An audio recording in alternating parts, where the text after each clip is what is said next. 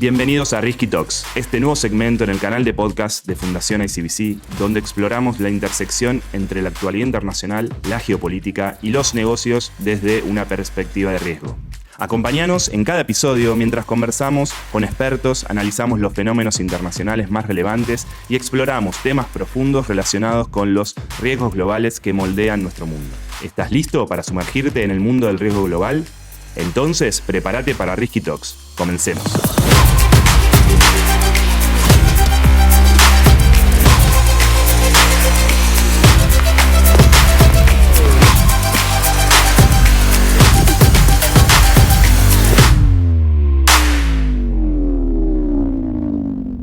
Hola, ¿qué tal? Acá estamos en un nuevo episodio de esta segunda temporada de Risky Talks, el podcast que elegís para entender un poco más sobre los riesgos globales que dominan la agenda y que repercuten en el comercio y los negocios. Soy Ezequiel Eboral y como siempre me acompañan en esta aventura Julieta y Esteban. ¿Cómo están? ¿Qué tal? Un gusto encontrarlos de nuevo. ¿Qué tal ese? Un gustazo. Todo bien por acá. En este episodio decidimos conversar sobre un tema que sin duda se está marcando la agenda global, el regreso de Donald Trump a la Casa Blanca. Ha pasado solo un poco más de un mes desde que asumió su segundo mandato, pero los efectos ya se sienten a nivel nacional e internacional. Y podríamos decir que el primer mes de lo que llamamos Trump 2.0 ha sido un torbellino. Desde su regreso el 20 de enero ya firmó cientos de órdenes ejecutivas, lanzó amenazas arancelarias y desató debates globales.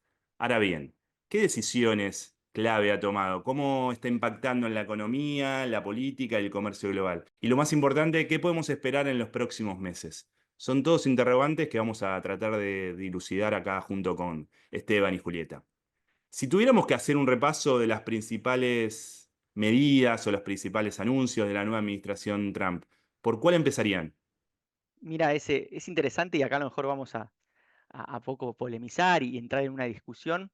Si tendría que definir este primer mes de gobierno de Trump 2, lo definiría que es un Trump muy agresivo domésticamente, la concentración del poder, los funcionarios que son, a diferencia del Trump 1, del círculo íntimo, y vos lo dijiste muy bien, con las órdenes ejecutivas, con el intento de cambiar a Washington y las burocracias, digo, con Doge, Elon Musk, hay un intento de hacer un cambio muy fuerte en el funcionamiento de las burocracias, y eso creo que es un riesgo no solamente para Estados Unidos, sino para cómo funciona Estados Unidos afuera.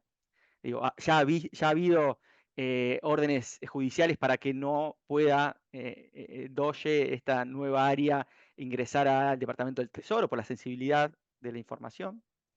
Más pragmático comercialmente, si uno piensa, Trump dijo que iba a poner 60 aranceles, por 60% de aumento de aranceles a China y 25% a todo el resto. Hasta ahora hemos visto 10 a China, muchas amenazas que Julio solamente va a ahondar. Recién ahora el acero y el aluminio hay que ver si se efectivizan, y esto de la reciprocidad que todavía no está aplicado. Me parece que ahí, de ese anuncio súper disruptivo, vamos a ver fuego, pero no el fuego que se pensaba, y más ambicioso globalmente. Claramente este mes Trump ha jugado fuerte en su política exterior, con el intento de solucionar y ponerle un fin a la guerra entre Ucrania y Rusia, con un enfoque totalmente opuesto a la administración Biden. Se ha reunido con líderes como el primer ministro, el presidente de la India, el primer ministro japonés, el príncipe de Arabia Saudita. Digo, me parece que ha tenido llamadas con Xi Jinping.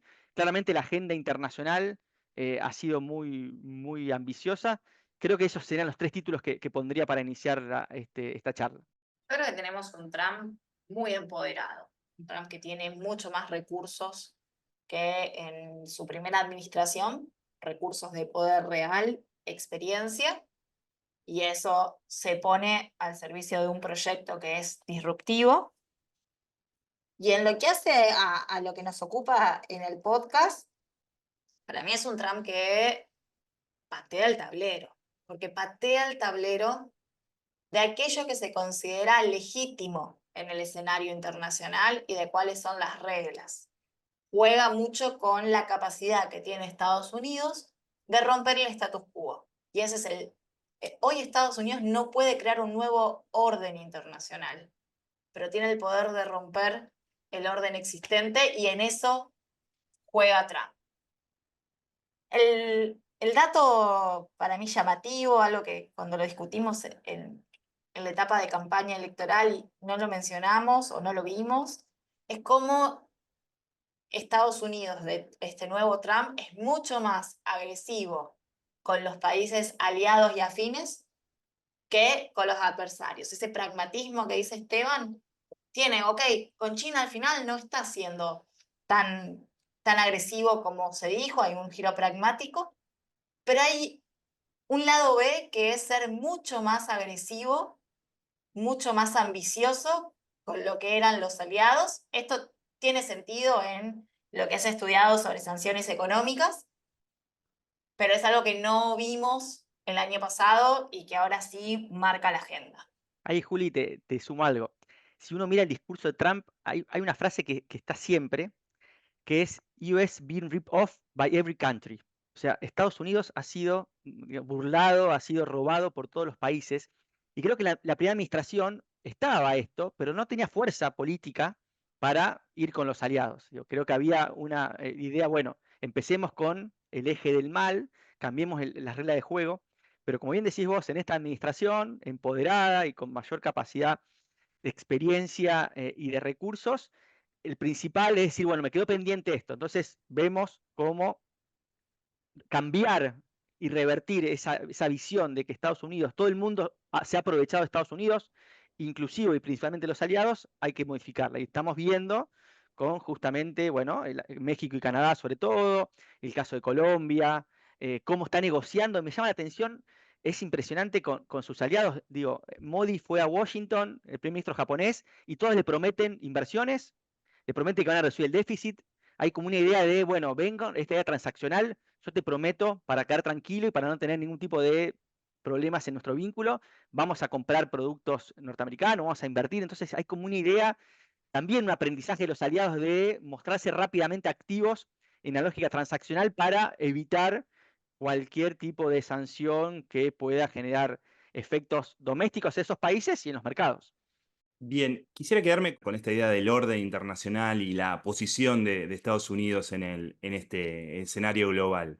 Y acá quisiera hacer un doble clic en el hecho del recorte en la cooperación internacional, casos como el de USAID, pero también la salida de órganos de instituciones multilaterales. Para los que no estén familiarizados, USAID es la Agencia de Estados Unidos para el Desarrollo Internacional, financia proyectos de salud, educación y desarrollo en todo el mundo, especialmente en regiones como América Latina o África. Y Trump decidió cortar buena parte de esos fondos. Y Estados Unidos históricamente usó USAID como una herramienta de poder blando, de soft power, para ganar influencia. Y me pregunto, si cortás eso, parecería que deja de proyectar esa imagen de liderazgo global. ¿Y esto cómo lo están viendo? Ahí hay que decir que en la forma de concepción del poder de Trump, lo vimos en Trump 1, Trump piensa el poder desde el primer rostro del poder, que es la capacidad de amenazas y recompensas para cambiar una conducta.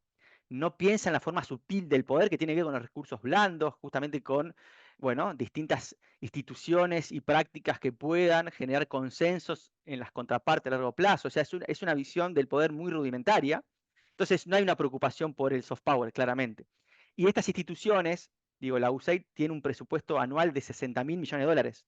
Es chiquita en el presupuesto norteamericano, pero claramente tiene recursos.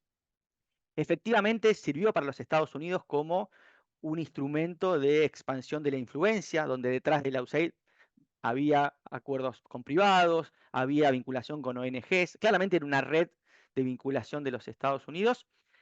Y lo que tiene Trump es una visión muy también doméstica. Bueno, esto está siendo permeado por agendas del wokismo, climáticas, sociales que no son afín a nuestro gobierno, y está siendo justamente de una visión del déficit que tiene Estados Unidos. Pero hay una subestimación, comparto, sobre las implicancias estratégicas de este tipo de instituciones, y efectivamente creo que vamos a ver un doble efecto. Por un lado, no, en esta idea de G0, no va a haber actores que puedan llenar claramente ese vacío, pero distintos actores que tienen fuerza en la cooperación internacional, la Unión Europea, China, van a, con sus instrumentos y sus recursos, que no son muy abundantes, como el caso de lo que ponía Estados Unidos sobre la mesa, creo que vamos a ver un intento de llenar el vacío. En la política no existe el vacío. Hmm, Alguien siempre lo llena y en este caso interesante. lo vamos a seguir viendo.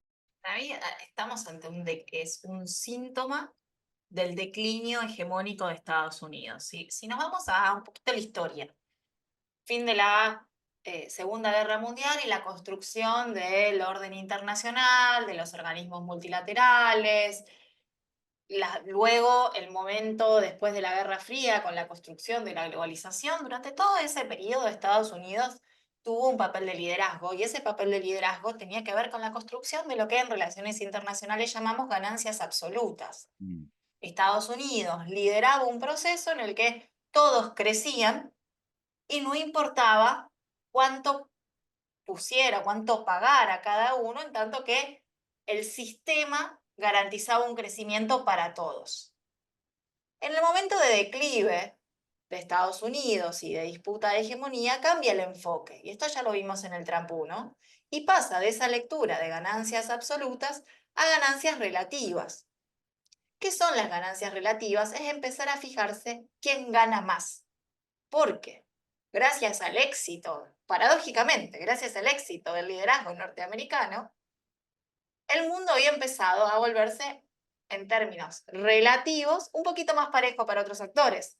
Entonces encontramos un conjunto de países emergentes que estaban ganando en términos relativos más de lo que Estados Unidos ganaba. Y esta es la señal de alerta que capta Trump, y no tiene los recursos para construir liderazgos, para proveer de nuevo bienes públicos en el sistema. Entonces cambia un enfoque de ojo por ojo. Es una lógica completamente distinta a la que vimos los últimos 50 años. Y No ahí hubo en los últimos 50 años un periodo equivalente. Tenemos que irnos a los que estudian las transiciones de poder para mirar escenarios parecidos. ¿Qué es lo que hacen los líderes cuando están en proceso de caída? Y cómo funciona eso sobre el sistema. Y para mí, lo que vimos este mes tiene mucho de síntoma de la pérdida de poder relativo. Y ahí te sumo, Juli, que es una administración esta de Trump 2, que por primera vez cree que el déficit presupuestario de Estados Unidos no es más financiable. Hay una idea, siempre fue en Estados Unidos, esta idea que Estados Unidos puede financiar déficit sin lágrimas por el rol del dólar como moneda de reserva global de valor.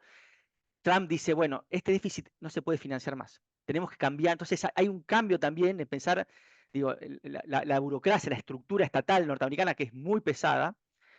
Bueno, empecemos a reducir gastos. Hay una idea muy de América Latina, digo, muy de nuestras lógicas de crisis presupuestaria, cosa que no está en la administración Biden. Digo, cuando Biden dice, bueno, podemos financiar la guerra en Ucrania, podemos financiar nuestra presencia estratégica en el Asia-Pacífico, está diciendo, nosotros tenemos un músculo que sigue siendo claramente muy fuerte y se puede financiar. Bueno, Trump cambia eso. Y la otra cosa interesante es que la lógica de Trump empresarial está vista de una lógica también muy económica comercial, en el sentido de que el dato que está viendo Estados Unidos, que dicen nosotros somos fuertes, es que muchas empresas europeas y asiáticas se están listando en Wall Street. Digo, le está llevando a decir, bueno, este mundo donde Estados Unidos sigue siendo un episodio de liquidez en términos del mercado de valor norteamericano, bueno, y llevando a las tensiones geopolíticas, si este mundo fragmentado, bueno, me conviene la verdad que ir a listar. Y estamos viendo este movimiento. Bueno, Mm, eso es lo que, por ejemplo, a Trump le dice, nosotros seguimos siendo fuertes.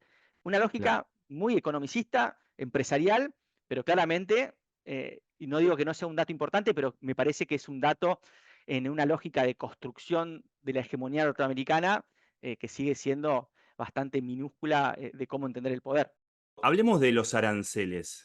Ya los estuvieron mencionando bastante, porque Trump los está usando casi como si fuera su varita mágica, ¿no? En su primer mandato ya los probó, pero ahora parece que va con todo. Incluso él lo dijo clarito, los aranceles son la palabra más bonita del diccionario. ¿Y cómo describirían la centralidad de los aranceles en la política exterior del gobierno? Este es uno de los cambios más interesantes del escenario internacional. Voy a hacer mi propio spoiler y me voy a autorreferenciar. Muy Si quieren bien. leer sobre esto, hay publicado en la revista de Ciencia Política de la Universidad de Chile un artículo de mi autoría que analiza los canales e instrumentos de este uso instrumental de los flujos económicos, y es un cambio en la cosmovisión de ¿para qué hago política comercial? Antes decíamos, hago política comercial para mejorar la eficiencia o garantizar ganancias para mis empresas, en una lógica netamente comercial. Y ahora hay un cambio de visión donde los gobiernos están dispuestos a subordinar esos flujos económicos a metas geopolíticas. Entonces es un instrumento para conseguir modificar la conducta de otro Estado en el escenario internacional o de otro actor privado. Se utiliza como mecanismo de influencia en el poder internacional. Esto tiene una construcción de herramientas. Un dato que es interesante tener en cuenta es que en Estados Unidos el presidente no tiene una medida discrecional sobre la política comercial, como por ahí en Argentina pasa más, que las facultades delegadas le dan al Ejecutivo mucha discrecionalidad. En Estados Unidos, el presidente tiene que amparar la modificación de los aranceles sobre algún tipo de legislación que le dé permiso. Esto ha llevado a extender la noción de seguridad a el campo de la seguridad económica, y cuando habla de temas de seguridad el Ejecutivo, el presidente de los Estados Unidos tiene más músculo, y entonces bajo distintas legislaciones que ante amenazas a la seguridad, y ahora entendida como seguridad económica, eh, esto le permite a Estados Unidos modificar sus aranceles, le permite en su régimen legislativo interno, no en el régimen internacional, que puede ser objeto de otro podcast.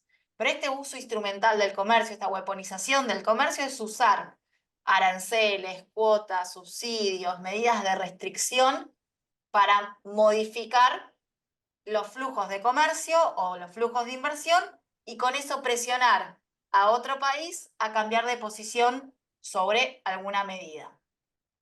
Como dije al principio, yo creo, comparto el diagnóstico con Juli, ese es el framework donde la administración Trump se enmarca, pero creo que este Trump 2, en términos comerciales, de su aplicación efectiva, digo, ha sido más pragmático de lo que en campaña había propuesto y lo que muchas veces el mercado estaba esperando, por ahora, en el sentido de que le ha puesto 10% de aranceles a China, lo ha usado como una lógica bien transaccional, como dice Julieta, simétrica, es decir, usar los aranceles para cambiar cuestiones comerciales, y asimétrica en otras dimensiones del vínculo con los socios, como por ejemplo con el caso de Colombia con las deportaciones, y eso me parece que es un tema interesante.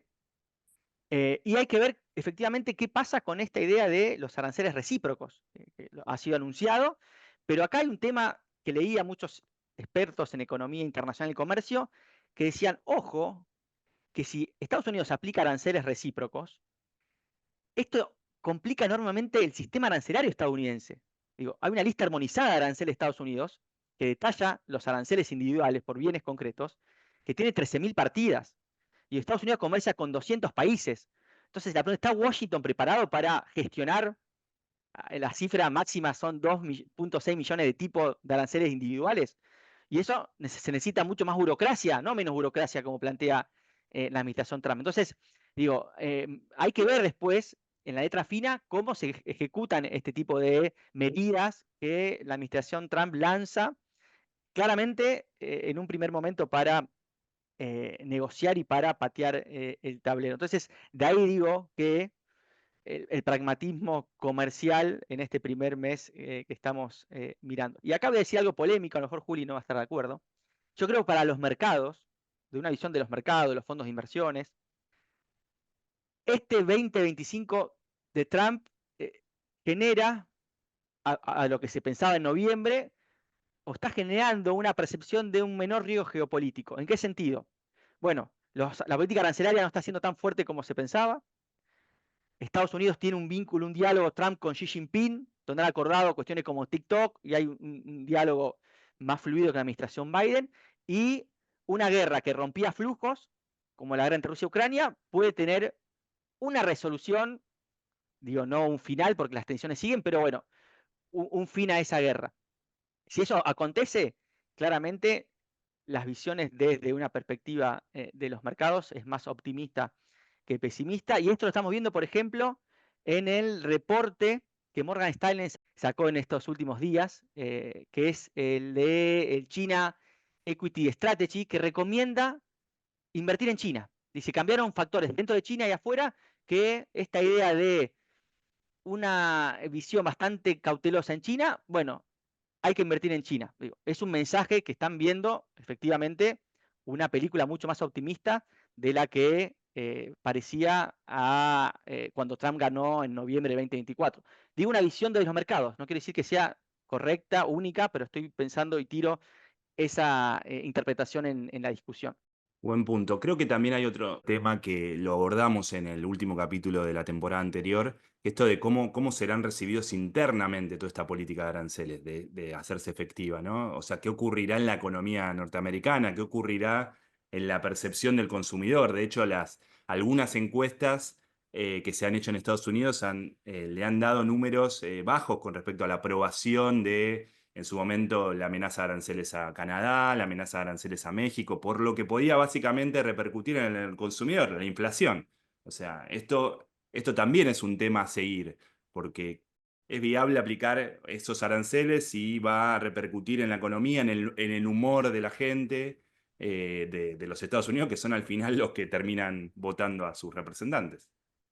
Y yo ahí voy me sirve esto ese para disentir un poco con lo que plantea último Esteban respecto de los Ujú. efectos sobre los mercados. Este tipo de medidas que está implementando Trump o que ha anunciado y que requiere una sofisticación mayor de entender y llevar a implementar, lo que está haciendo es elevar el nivel de incertidumbre en el escenario internacional, el nivel de incertidumbre en las políticas económicas de enero 2025 es récord histórico, mayor que la pandemia, mayor desde cualquier momento donde se van registrando estos niveles de incertidumbre y riesgo, y esto ha generado un congelamiento del ámbito de los negocios. Es muy difícil lanzar una inversión asociada al mercado norteamericano en este contexto de no saber qué reglas son las que se van a implementar.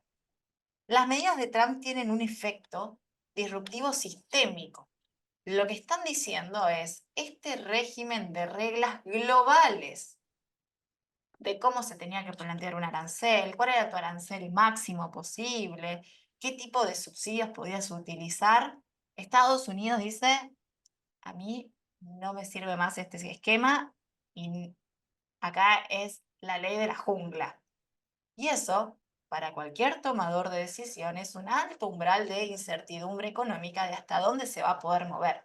A lo largo de la historia, Estados Unidos fue de alguna manera atándose de manos respecto de cuánto iba a ser el arancel máximo que aplicaba en la relación comercial con México, Canadá o con el resto del mundo a través de la OMC. O sea, ¿por qué hay inversiones en Canadá de Estados Unidos? Porque los inversores llevan sus industrias a México para aprovechar los menores costos relativos de producción y porque tienen las garantías de que después pueden entrar con esos productos de nuevo al mercado norteamericano en una situación ventajosa. Sin el marco regulatorio que hace el Acuerdo de Integración de América del Norte y sin el marco de reglas previsibles del derecho del comercio internacional, no hay garantía para exponer el capital. Y entonces hay menor inversión. Y la otra es el efecto de la inflación que generan estas medidas.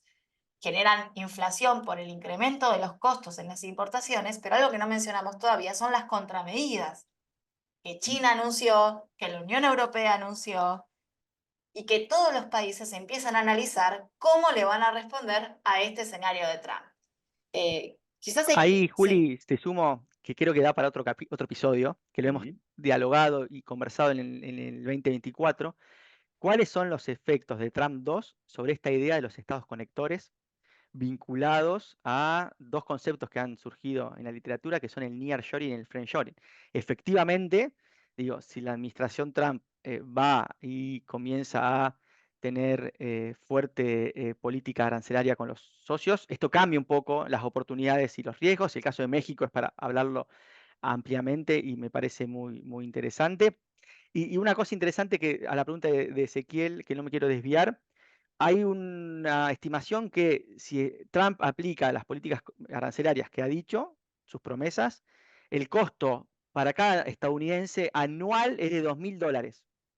Es justamente, que es un montón, sobre todo para las clases bajas que Exacto, tienen salarios exacto. cada vez más deprimidos. Entonces, efectivamente, ahí hay un impacto que hay que ver si eso se materializa, pero es un impacto que es muy fuerte. ¿Y qué dice la administración Trump? Pero bueno, si eso sucede, yo voy a bajar impuestos, o sea, le voy a bajar impuestos a la clase media, intentando contrabalancear, voy a hacer una burocracia menos lenta y menos costosa, Y en definitiva también, bueno, voy a recaudar impuestos a partir de los aranceles. Hay una visión casi mercantilista del siglo XIX que los aranceles pueden volver a ser una fuente de tax en los Estados Unidos, que si uno mira cómo funciona hoy es minúscula, pero hay una idea de volver a tener ese instrumento impositivo que tenga mayor participación en el total de cómo Estados Unidos recauda por impuestos. Ahora, ordenémonos. ¿Alguien tiene a mano eh, el contenido concreto de las medidas arancelarias? Bueno, Trump el 17 de febrero posteó esto que nombraba Esteban, la reciprocidad, ¿no? Él dijo que por motivos de equidad le cobrará un arancel recíproco, lo que significa que cualquier arancel que los países le cobren a los Estados Unidos de América, él se los va a cobrar a ellos, ni más ni menos. Entonces, y así dio instrucciones a todos sus secretarios para que hagan todo el trabajo necesario. Acá es donde nos trae un poco lo que decía Esteban. ¿Es viable? O sea, toda esa burocracia, mover todo para brindar reciprocidad al sistema de comercio. O sea, que Trump lo vende como un ojo por ojo.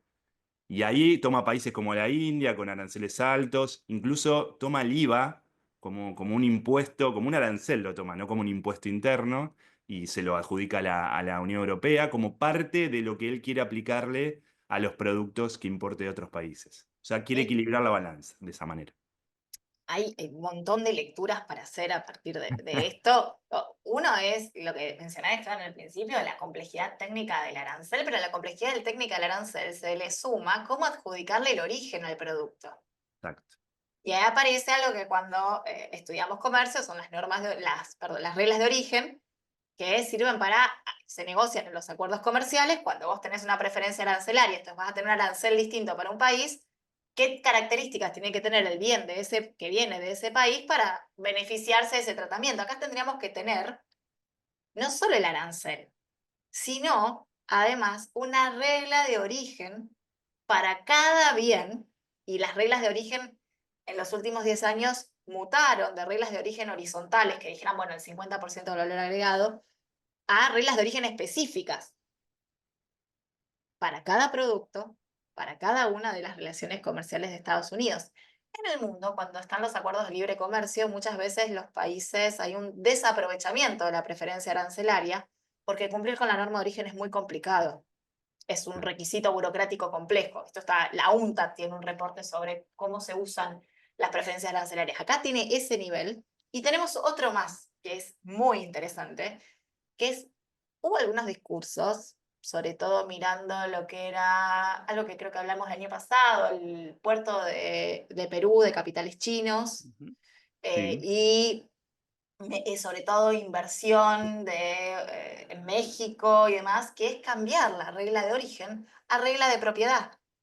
En vez de rules of origins en inglés, a rules of ownership, que sería, no importa dónde se fabricó un bien, sino con qué capitales se fabricó ese bien para el tratamiento que le van a dar. Eso es absolutamente disruptivo y de un altísimo nivel de incertidumbre. Entonces, digamos, la parte de complejidad técnica. Después tenemos la parte política o de economía política, que es, ¿puede el sistema de comercio internacional regirse bajo reciprocidades específicas? ¿Y acaso el resultado de la balanza comercial de un país no es el agregado? Entonces vos tenés superávit con Vietnam, pero déficit con China. claro. Entonces, no es que es un ojo por ojo, un equilibrio en la relación bilateral con cada uno de los países, sino que es un agregado. Entonces, estamos con una serie de nuevas percepciones, con un cambio completo de paradigma y un nivel de Totalmente, Juli. incertidumbre que es una locura, y Y te la pregunto, pata técnica. vos que sabes mucho, ¿qué papel va a jugar en todo esto la OMC? O sea, ya no le queda más que jugar, más nada que jugar, ¿o no? La OMC queda absolutamente desfigurada ante este escenario. A mitad de febrero estuvo la reunión del Consejo General de la OMC, que es el órgano máximo de funcionamiento cuando no está la conferencia ministerial, que está citada para febrero del 2026.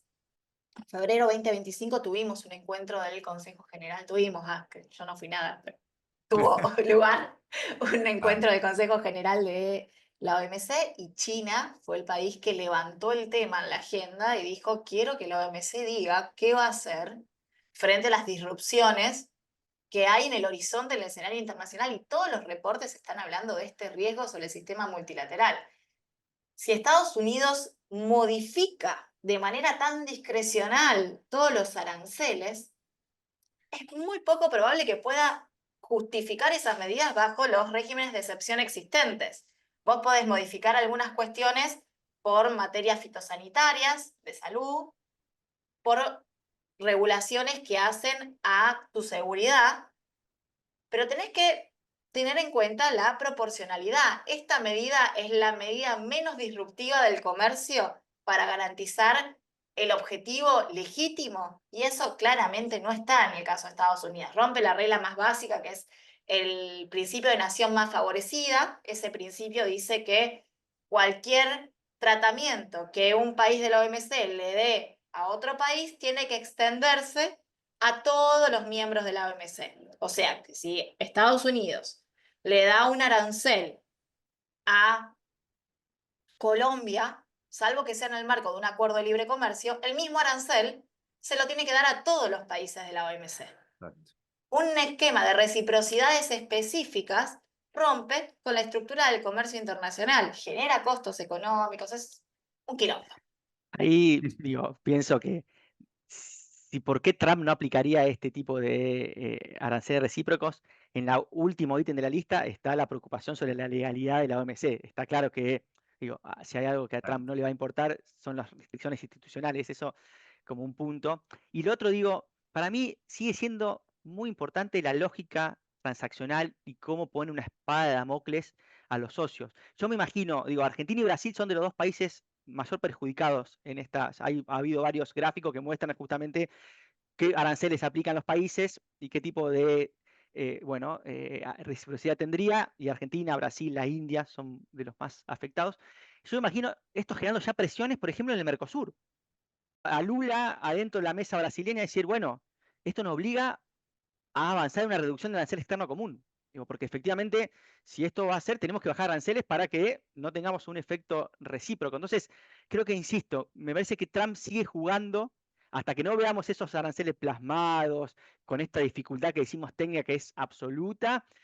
Más allá que lo declare, después ponga una orden ejecutiva, como pasó con México, que parecía que ya estaban los aranceles y después hubo un llamado de último momento con la presidenta de México y se suspendieron.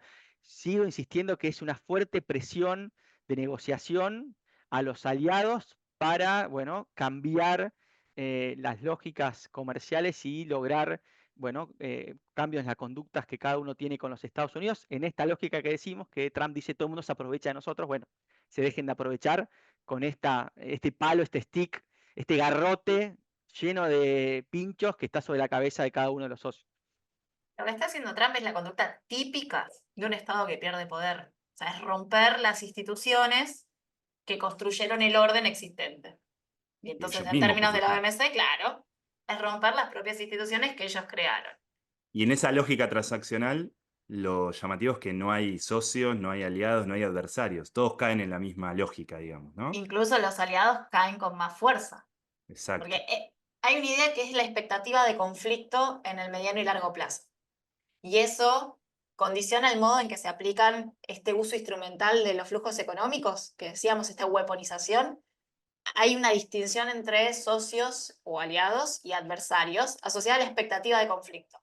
Si vos esperás que va a haber un conflicto sostenido en el tiempo, tu medida es más limitada porque te va a salir más caro.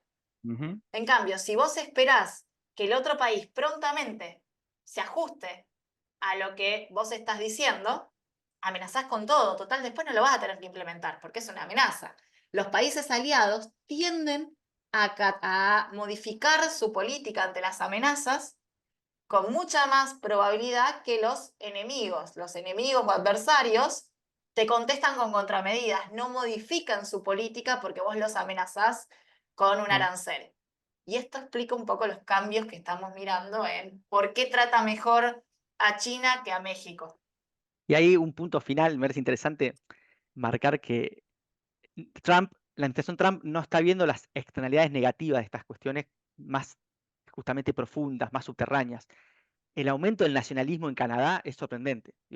Uno ve la élite canadiense diciendo, no, la verdad que tenemos que tener un sentimiento más nacionalista, ojo que este tipo de agresión, este tipo de chantaje de los Estados Unidos es intolerable, que en los supermercados en Canadá diga Buy Canadá, digo, me parece que Buy Made in Canadá es algo que, eso, uno puede lograr una victoria táctica coyuntural, pero romper la confianza de un aliado en las relaciones internacionales tiene costos de largo plazo que Costos. efectivamente la administración Trump lo desoye, no le importa o no los quiere ponderar.